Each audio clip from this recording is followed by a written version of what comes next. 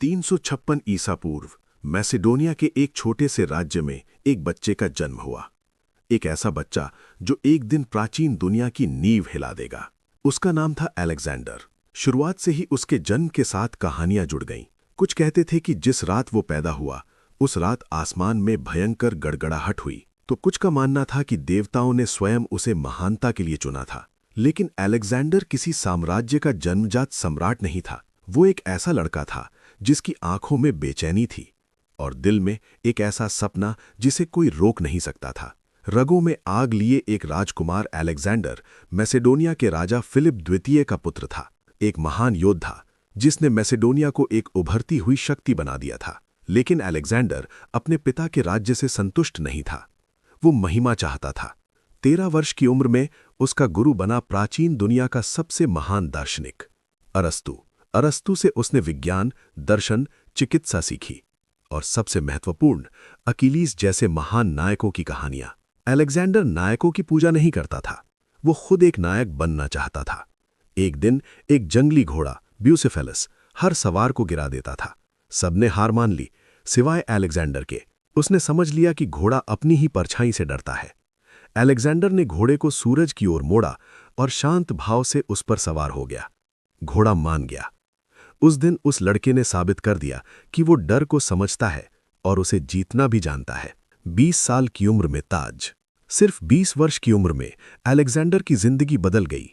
उसके पिता राजा फिलिप की हत्या कर दी गई और अचानक सिंहासन उसका हो गया। बहुतों को लगा कि ये युवा राजा असफल हो जाएगा। आसपास के राज्यों ने विद्रोह कर दिया, ये सोचकर कि मैसेडोनिया अब कमजोर है। वे गलत थे। अलेक्जेंडर ने विद्रोहों को तेजी और निर्दयी सटीकता से कुचल दिया और फिर उसने अपनी नजरें पूर्व की ओर मोड़ी, धरती के सबसे बड़े साम्राज्य पर। असंभव सपना, फारसी साम्राज्य मिस्र से भारत तक फैला हुआ। उसका राजा डेरियस तृतीय विशाल सेनाओं और अथाह संपत्ति का स्वामी था। अलेक्जेंडर के पास कुछ और था, आत्मविश्वास, अनुशासन और आग। 334 ईसा पूर्व में वो सिर्फ 35,000 सैनिकों के साथ एशिया में प्रवेश करता है। असंभव हालात में भी वो एक के बाद एक युद्ध जीतता है। ग्रैनिकस, इसस और अंत में गाउगमेला, जहां फारसी साम्राज्य टूट जाता है।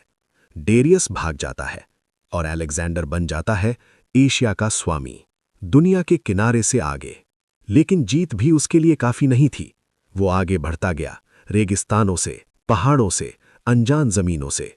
उसने मिस्र जीता, जहां उसे देवता माना गया, और उसने अलेक्जेंड्रिया शहर की स्थापना की। फिर वो मध्य एशिया पहुंचा और भारत तक गया, जहां उसे भयंकर योद्धाओं और युद्धी हाथियों का सामना करना पड़ा। लेकिन उसकी सेना थक चुकी थी। सालों से वे घर से दूर थे। दुनिया के ज्ञात किनारे पर पहुंचकर सैनिकों ने आगे बढ़ने से इनकार कर दिया। पहली बार अलेक्जेंडर ने सुना और उसने वापसी का रास्ता चुना। एक किंवदंती का अंत। 323 ईसा पूर्व बाबिलोन में अलेक्जेंडर बीमार पड़ा। उसकी उम्र सिर्फ 32 वर्ष थी। जब उससे पूछा गया कि उसका साम्राज्य किसे मिलेगा, उसका अंतिम उत्तर था, सबसे शक्तिशाली को।